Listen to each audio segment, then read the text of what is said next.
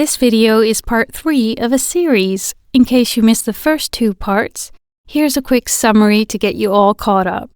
You are the bright blade, an assassin serving the king of Lozoria.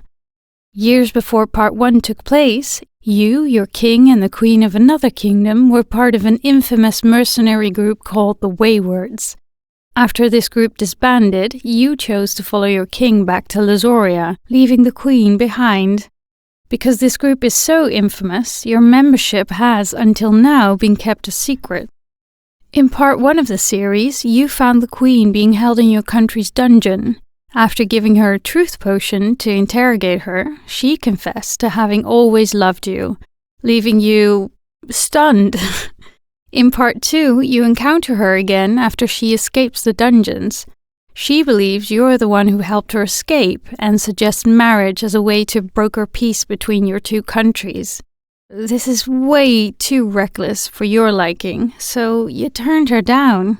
In this video, you've been invited by the Queen to attend the signing of a peace treaty between several countries, including your own. However, one of the other countries has taken the opportunity to try and assassinate the both of you. So, now you're all caught up, enjoy the video. And if you like it, check out part 1 and part 2.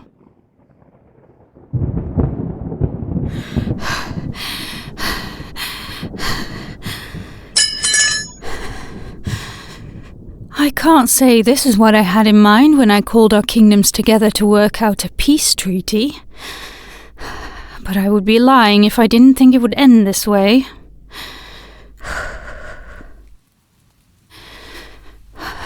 Gods, is there really no way to have a nice civil meeting without someone plotting an assassination?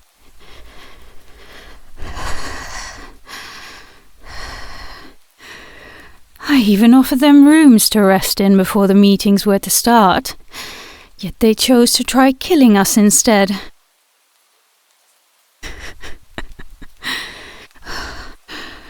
Though I have to give credit where credit is due. When Cetrus decides to send assassins after you, they send the best they have. Ruthless, truly.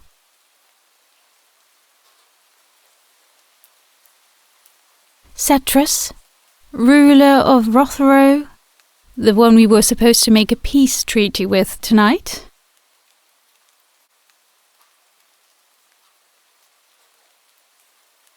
Good gods above, you are as awful with names and titles as ever. Did you even bother to learn the names of the nobility of other kingdoms before you came to this meeting? Hells.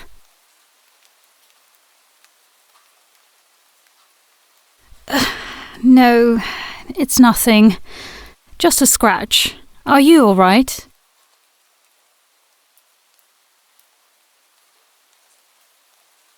You're sure? No major injuries?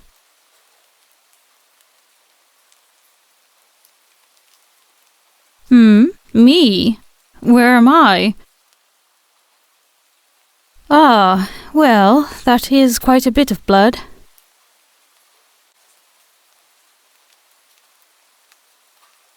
Well, how could I? I was too busy fighting off assassins to notice that I'd been cut. At the moment, that seemed to be a much more pressing matter.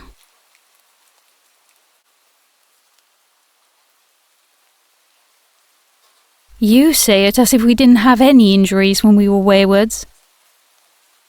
There's no need to look so suspicious. There's no one around to hear us.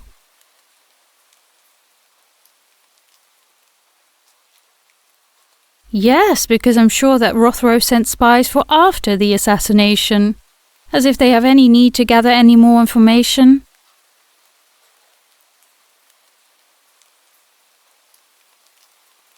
You noticed it too, I trust? From the way they spoke, it was as if they knew more than they should, and not just about my past. They knew about you and the twice-dead being Waywards. And that is what worries me more. Because no one has managed to figure out your past, but Cetrus seems to know nearly everything about us. More than anyone besides another Wayward should ever know.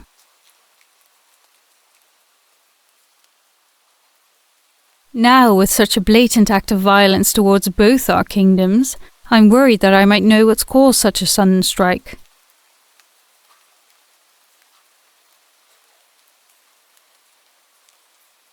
Well, before I tell you that, perhaps we should continue this conversation in my bedchambers?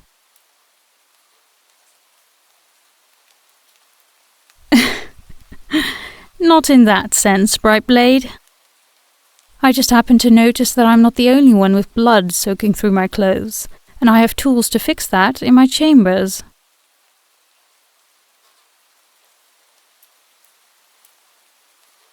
What, and wake the physician at this hour? There's no point in that. We used to fix injuries worse than this for each other on a near daily basis. It'll be simple enough to do it again. Unless, of course, you think your skills have dulled after all this time.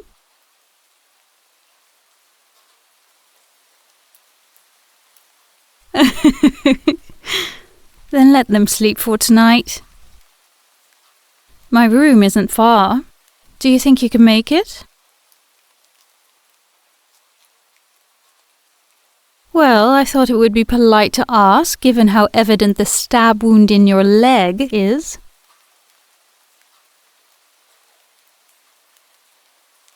If you insist. Come on then, before you lose too much blood and pass out in the hall.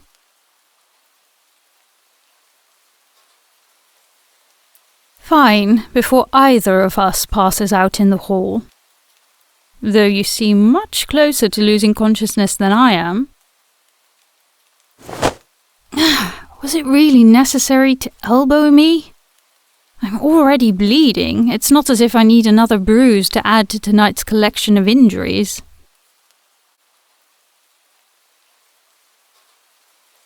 Quit laughing, you menace! I'm about to tend to your wounds, and this is how you repay me? That was simply revenge. An eye for an eye, as they say. You should have expected at least some retaliation. Save it for another time, Brightblade. We can duel this out after we've sewn each other up and cleared out the assassins' bodies.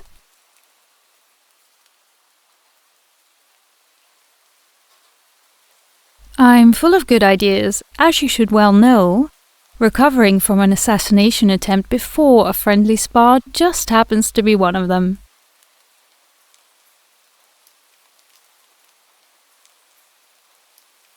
I'm glad we're in agreement. I'll show you to my room, if you'll follow me.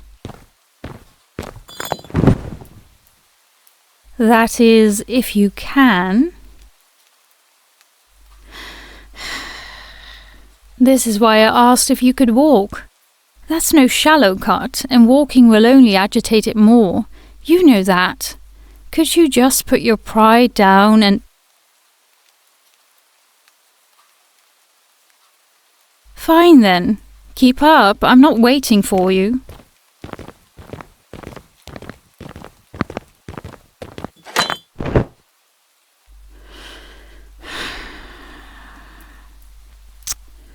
Stubborn as all the hells, per usual. Just let me help you. That wasn't a question. There we are.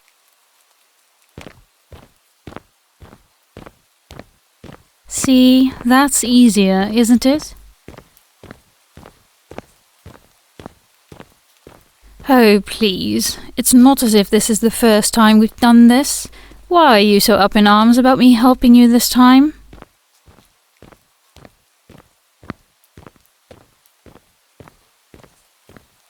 Fine, stay silent. Just as you always do.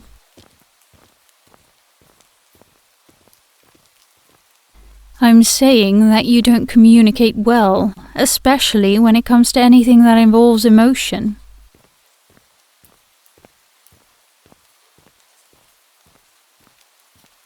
Anything that involves your emotions, then. You can't always ignore your own feelings. You're not just some weapon to be constantly held at the ready. You're a person with a mind and a heart that I know very well. I knew you well before you were the bright blade, and I know that you do have feelings. I've held you while you've wept, weathered the storm of your rage. I've seen your face express every emotion that has a name, and even more that I could never begin to describe. You can't tell me that your feelings are something so easy to push aside when I know how strong they are.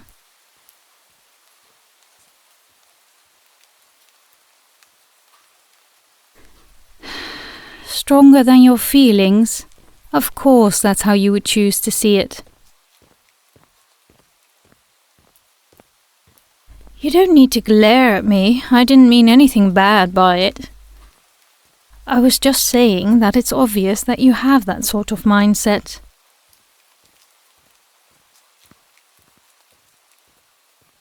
Of course I don't agree with it. I absolutely detest it. But I didn't say it with the intention to insult you.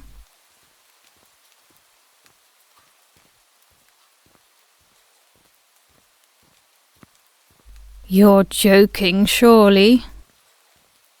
Of course emotions are important. They're what make us who we are. Well, if you want to approach it from a philosophical standpoint.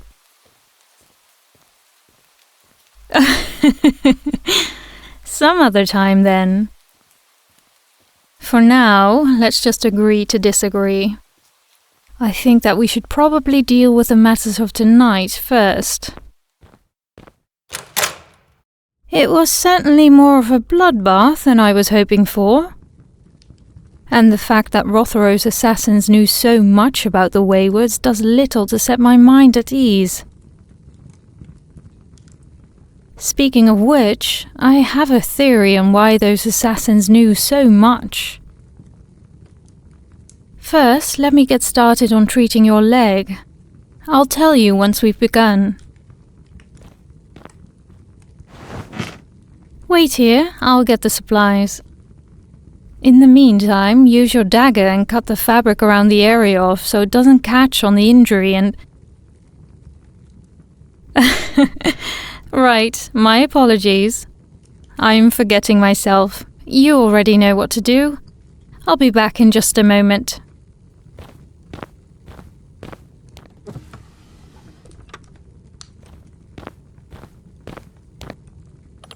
This should be everything we need. May I see your leg?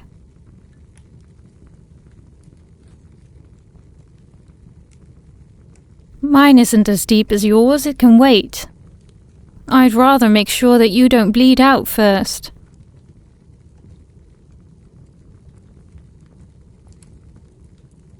Then I'll make this quick. Lucky for both of us, being the head of a kingdom has allowed me access to some incredibly helpful supplies, such as this. It's a very helpful salve that also numbs the area. Now, move your leg closer, let me see it.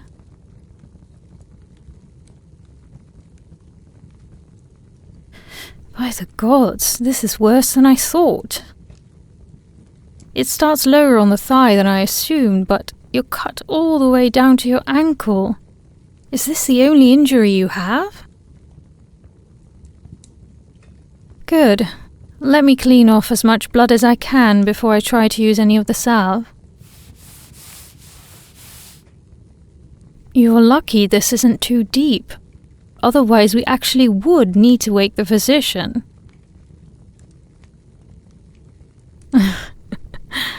Taking a hit like this? Are you getting rusty, Bright Blade?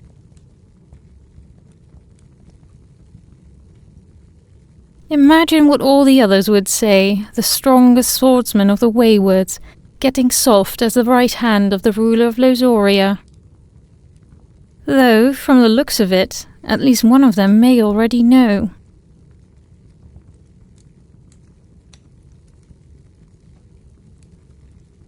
What I'm suggesting is that there may be someone outside the three of us who has figured out who you and the Twice Dead are.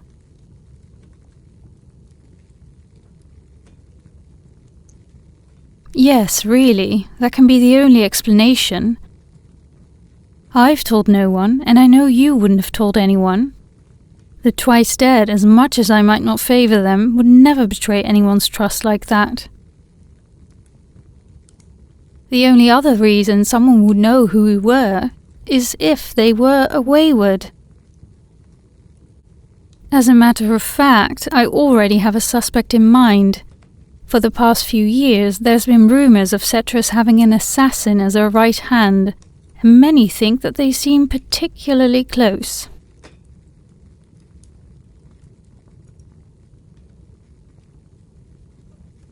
Given the supposed skill set of the assassin, I reckon that they're more familiar than I had first assumed.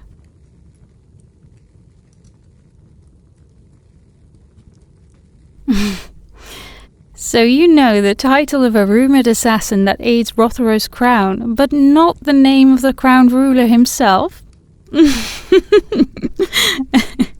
You're unbelievable.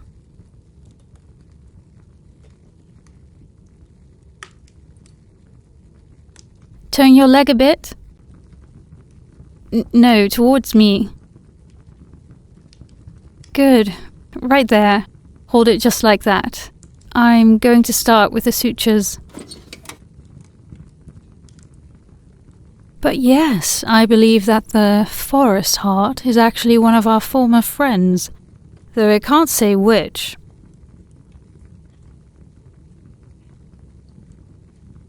Oh? Then who are you thinking of?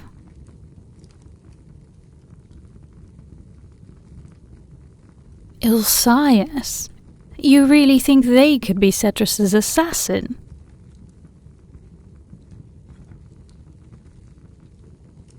It does make sense now that you've said it. They share a similar skill set from what I've heard, and if I recall, Ilsias was born on the edge of Rothero. It's likely that after the disbandment, they returned to their home.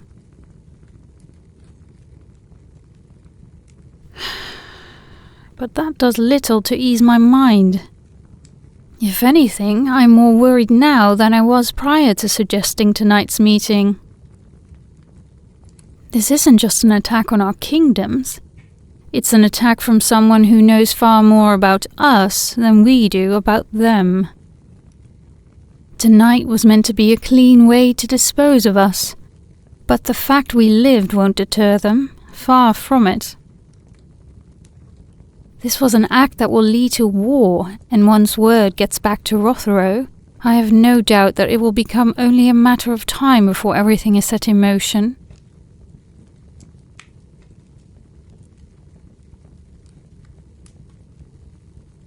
Agreed. If we can act before word gets back to them, then we have a better chance than we would just sitting like idle birds waiting for sunrise.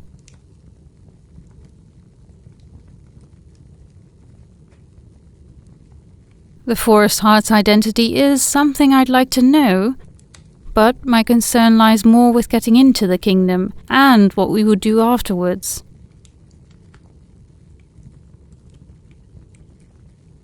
It's difficult to invade a kingdom, even more so to invade a castle and kill the ruler and their knights, guards and assassins.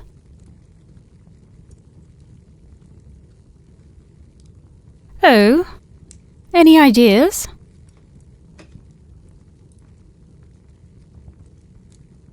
Well, don't think too hard. I'm almost done bandaging your leg, and then it'll be your turn to return the favour. I don't need you getting distracted and doing more damage than the assassins.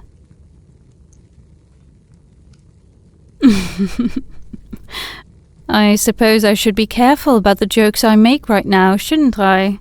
It might not be the wisest idea to taunt the person who is about to stab me repeatedly with a needle. Maybe so, but I can't help it. It's easier to try and ease this tension than to suffer from the weight of the inevitable.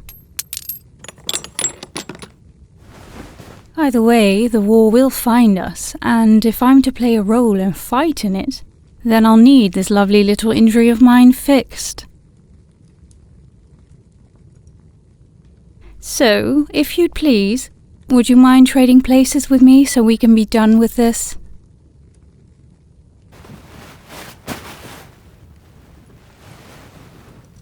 Wonderful. Now, just give me a moment.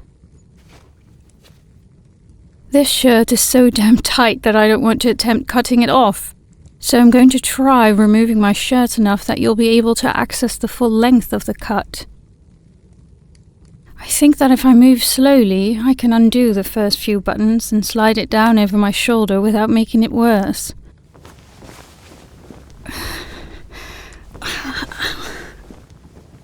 There. Will that be enough? Good. Then, whenever you're ready to begin, I'm at your mercy. Though I'd prefer if your mercy did include some of the salve.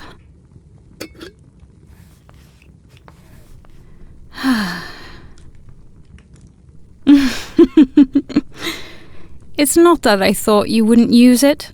I just merely felt like it would do me well to remind you that you can use it. You're not exactly known to be the gentle type.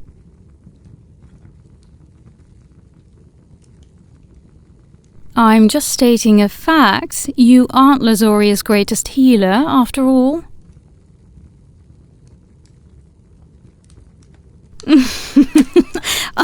Ow! Hells! You're proving my point exactly. How do you find a way to apply numbing medicine in a way that hurts? Well, you have a talent for it. At least I won't be able to feel the sutures.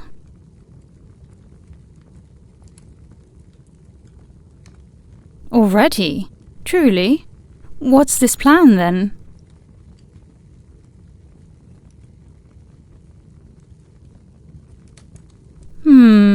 It's quite a unique plan, but I believe that it could work. Actually, it could be perfect if we play it right. Only kill Cetrus and leave Ilsias to deal with it. Either everyone will turn on the infamous Forest Heart and blame them for Cetrus's death, or we'll elect another ruler in Cetrus's place.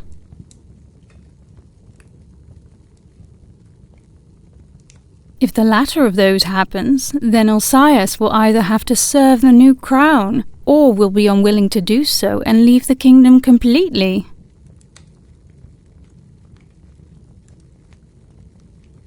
Obviously, it will be difficult to infiltrate the kingdom and get Cetrus alone, but that's nothing we've not done before as Waywards. Though I'm curious about how much of a challenge it will be to fight Cetrus. From all the rumours, the title of Champion of the Sun was one that Cetrus fought to earn.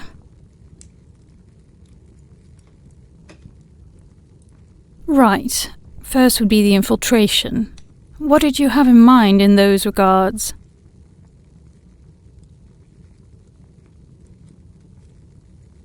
The way you're speaking right now makes me think that you intend to complete this assassination alone. No. By the gods, no. You are not going to attempt to kill Cetrus alone.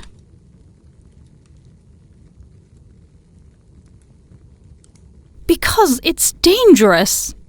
If you were to go alone and get caught, there would be no one to help you escape. You could die there, and not a single soul would have realized it until it was too late.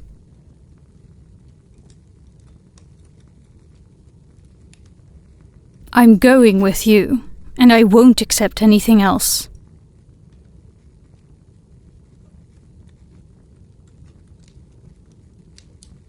As much as I trust my knights and assassins, I'm not sending any of them with you. They may be skilled, but when faced with the likes of the champion of the sun and the forest heart, you need someone more practiced at your side.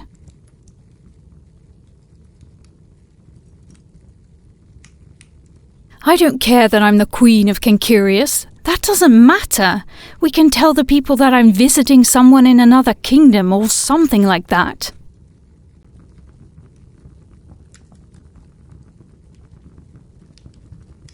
No, I will go with you, and that's final.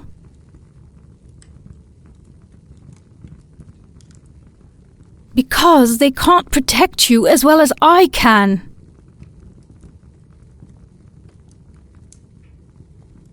You know why. Because I know you better than anyone. I fight alongside you like no one else can, and having me at your side is the only way that this is certain to end in a way that serves both our kingdoms well.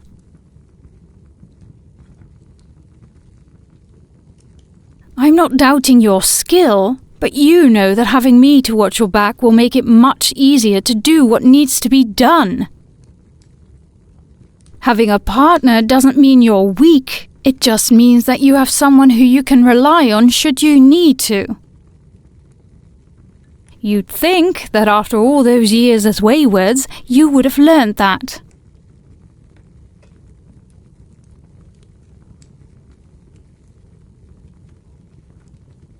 Oh, am I now? And why is that?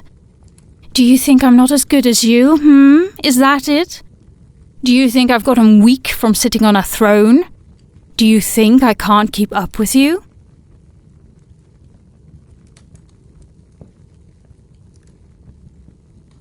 Then why exactly is it that you think I can't be your partner? Why wouldn't it work?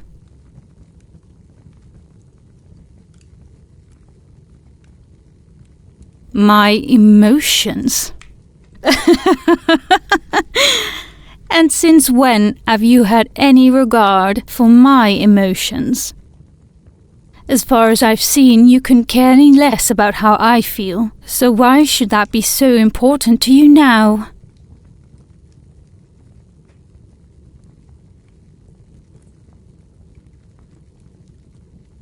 Of course I still love you. Do you really think that asking that same question every time you see me will change anything?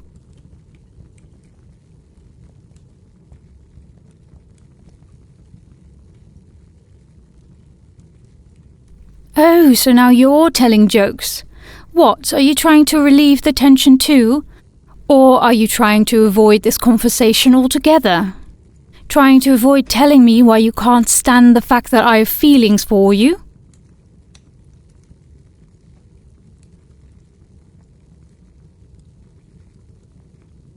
No, I deserve to know. The very moment I said those words to you, you changed. The way you looked at me, it was like some sort of spell was cast on you. It was as if everything about you that saw me as a long-known friend, as someone you knew and trusted all those years, it was as if all of that suddenly disappeared. You looked at me like I was a stranger. It was as if merely hearing me say those words made me a different person to you. A person who you hated.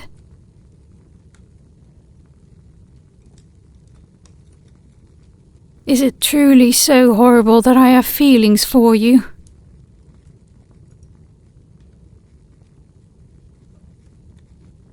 Then why are you so cold to me? Why do you reject me like I'm some sort of fool who has only known you for a night before claiming to love you? I'm not using my words lightly when I tell you that I love you. I'm not expecting you to return my feelings, and certainly not to the same degree, but there's no reason for you to dismiss me so goddamned cruelly.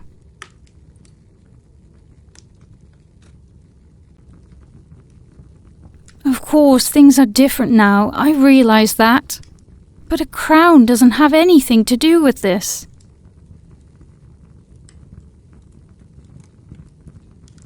Of course I tried to protect you. It's what we've always done. Why does that bother you so much now?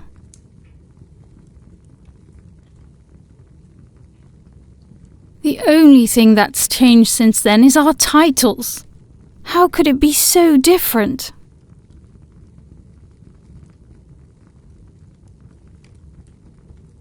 So what if I am a queen? Being royalty doesn't negate the fact that I want to protect you and will do anything in my power to do so, even if that means setting aside my responsibilities for a while.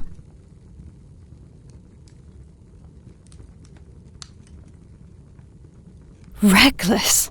Again with that word. You say it every time I ask for a reason for anything. I'm too reckless to lead my kingdom, too reckless to have the power I have, too reckless to want to protect anything. It's like you use that word in place of my name. What is it about me wanting to protect you that is so horribly reckless?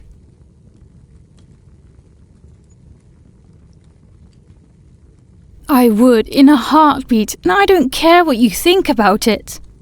There are other people that can manage Kenkurious in my stead, but there is no one that can protect you as well as I can. I drop everything, my crown, my kingdom, my sword, everything, so I could save you. It doesn't matter the circumstances, I will always come to your side, and I couldn't care less if that makes me reckless.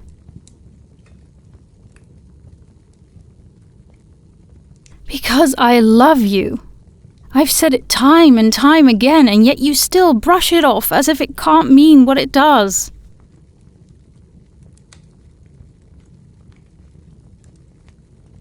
Then why do those words upset you so much?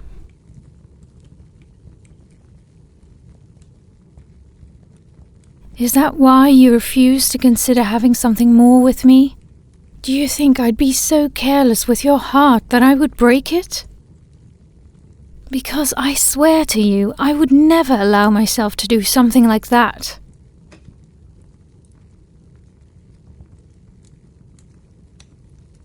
If not that, then what is it?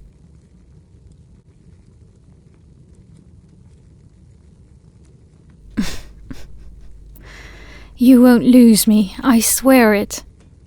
There is nothing in this world that could pull me from your side.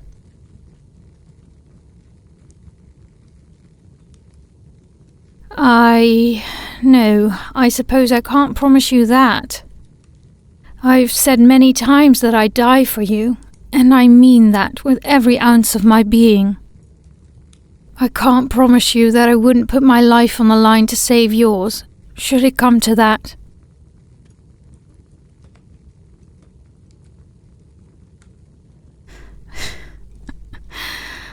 I'm so terrified of losing you that I'd gladly die in your place, and you're so terrified of losing me because I'd do exactly that. Worse yet, I know that you would push me out of the way and accept my death as your own, should our roles be reversed. How ironic. The reason that I try to pull you closer is the same reason that you push me away. The way we try to protect each other only hurts us even more, doesn't it? What a star-crossed pair we make!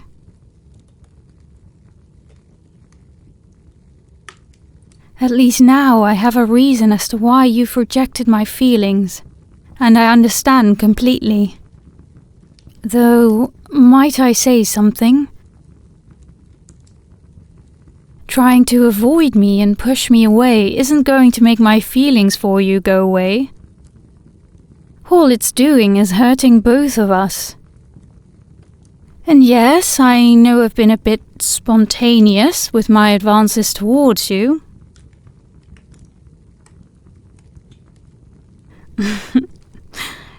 Yes, I know. Asking for your hand in marriage at the masquerade so suddenly was perhaps not the wisest idea, and I can admit to that. All right, yes, the letters requesting that you come visit may have been a bit much, I'll admit. But it felt so long since we'd last met, and I wanted to see you again.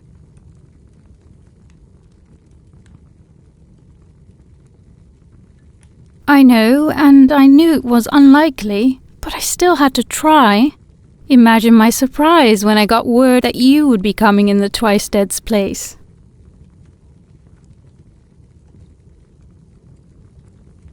Oh, what's this now? From the way you said that, it sounds like you were the one who chose to come here, rather than the Twice Dead deciding to send you.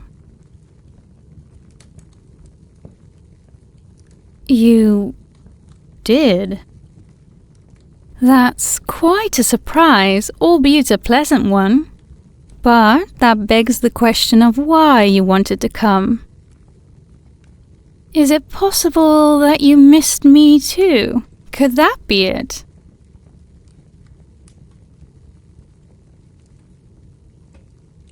Wait a second. That look on your face.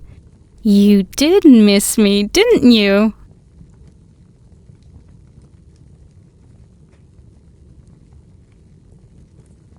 That's not a no, my dear Bright Blade. Rather, that almost sounds like it could be a yes.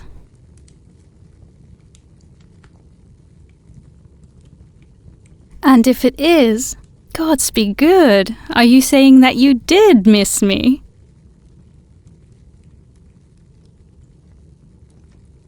Well, of course I'm smiling. Hearing you say that is quite... well, it's not what I expected in the least.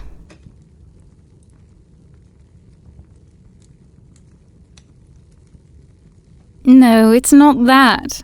I simply didn't expect you to say it so genuinely. It's different, but not unfamiliar. It reminds me of how you used to talk to me all those years ago. I missed it dearly. I miss so much of us and what we used to be. All the travelling for days on end while sharing idle chatter. The many hours spent training together and bickering all the while. I even miss the nights afterwards, trying to sleep on those cots in the medic's tent after bandaging each other up.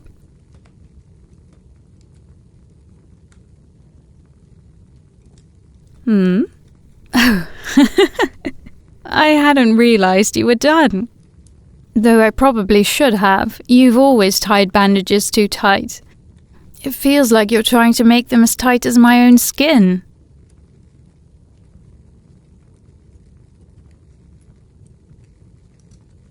It really does feel just like it did back then, doesn't it? Though rather than the cold, damp medic's tent, we now have the warmth of a castle. Though my warmth could also be attributed to being so close to you, if I'm being truthful.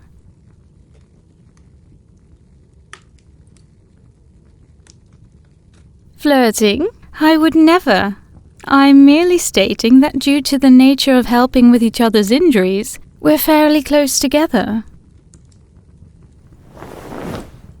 That wasn't my way of saying you should move away from me. In fact, I'd like it if you'd stay right here.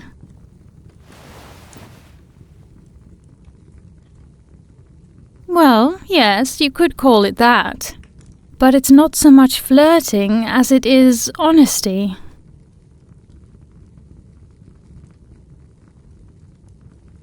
Yes, honesty. Given what you know about me, does that seem like something I would lie about? It's not as if I've been able to hide my feelings from you. Certainly not after our fun little meeting in your dungeon.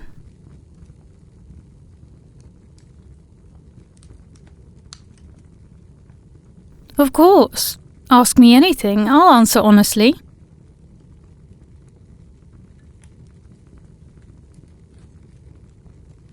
If I'm to be completely honest, then what I want right now is for you to stay the night with me.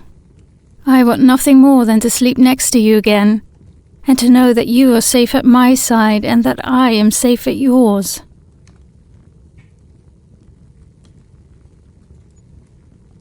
Yes, really. If I were to ask for anything in the world to have at this exact moment, that is the only thing that I would say.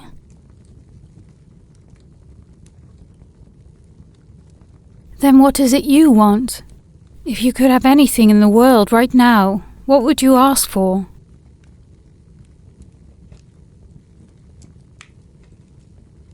Do you mean that? Do you really want the same?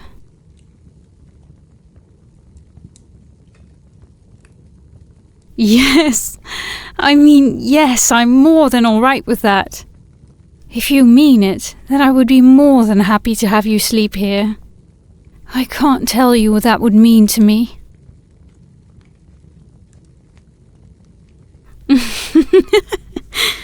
This night has certainly taken a turn for the better.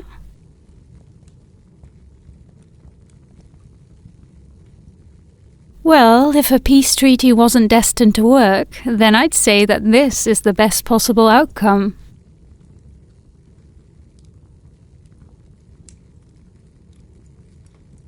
Ugh. Let's not think of that right now. Cleaning up corpses can wait for tomorrow.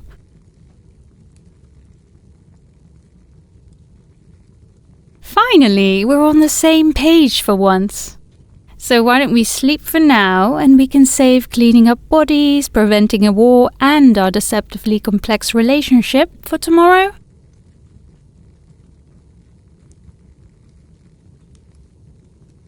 Agreeing on more than one thing in an hour?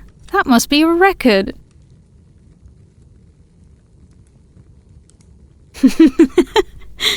And now you want me to get under the covers with you?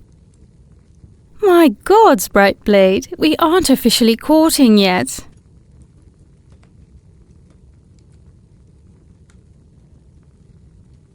All right, I'll quit joking.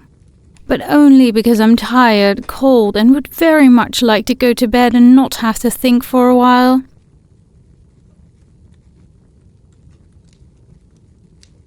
Fine, I'll admit that I was flirting. After losing as much blood as we have, it doesn't matter how warm the fire is, I'm still cold. You can feel free to tease me now. I've been caught brazenly flirting with a person I've been in love with for years. How scandalous.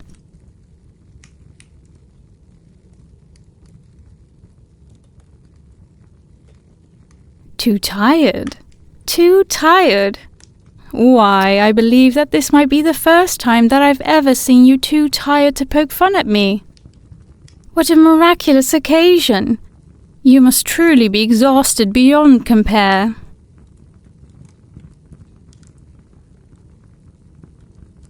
That I can agree to. Even I'm getting tired of my jokes, and you know how much I love to hear myself talk.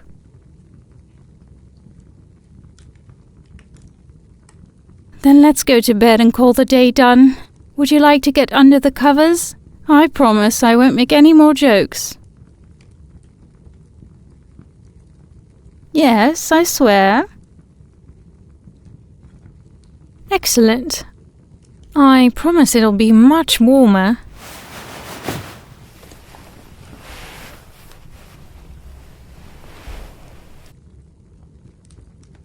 It is. It's much better than shaking and trying to sleep without covers.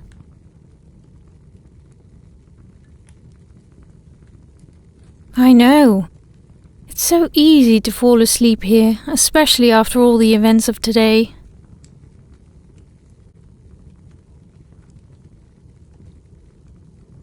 It's odd. The assassination attempt was somehow the least stressful part of the day. Our conversation was more exhausting by far.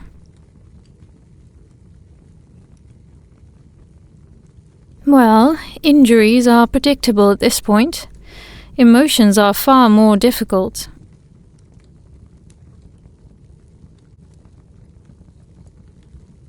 Then, before this awfully stressful day is over, could I ask one more thing of you?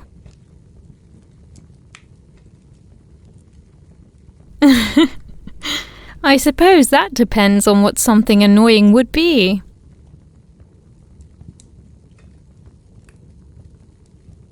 Why don't I just ask and you tell me if it's something that you would call annoying?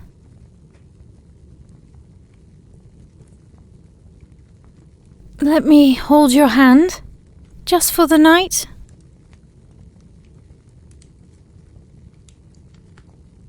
Why else? Because I love you and want to hold you close.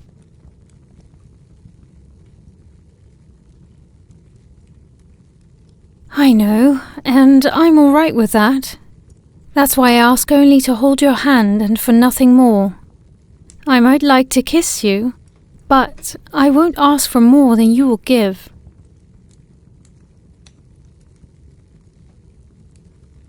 For you, of course. I'm happy to compromise.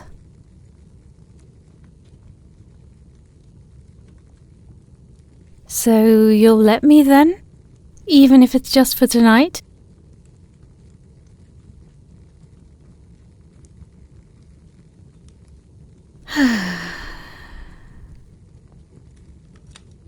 You know, lying here and holding your hand like this, it makes me feel at peace in a way. Like I'm holding the entirety of the universe in my grasp, and it's all because I know that you're here beside me.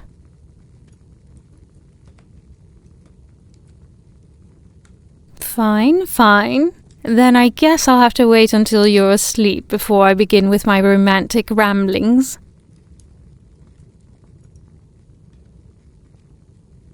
It certainly wouldn't be the first time.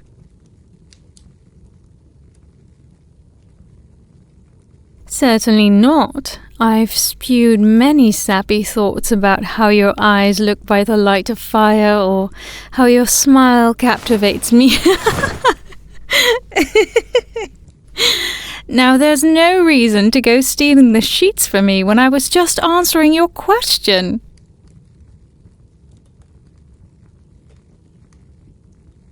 Then you'll just have to fall asleep so you don't hear me.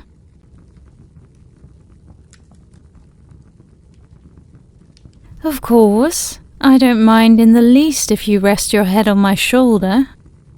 But just so long as you know that it will make me much happier than it should, and I'll be smiling while I speak of my love for you.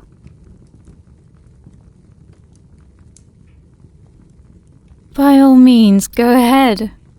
Just let me know when you're asleep so I know when my obnoxious rambling won't keep you awake. Oh, I promise that I will. You're an incredibly restless sleeper, and many times my only sign that you were asleep was receiving an unnecessary kick to my shin.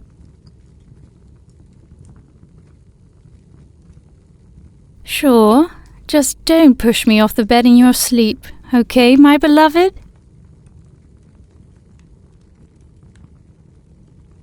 Then hurry up and fall asleep.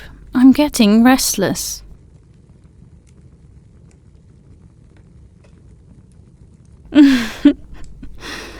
Good night to you as well. I hope your dreams are restful, and that my sickly sweet poetry ruins any peace you might find in them.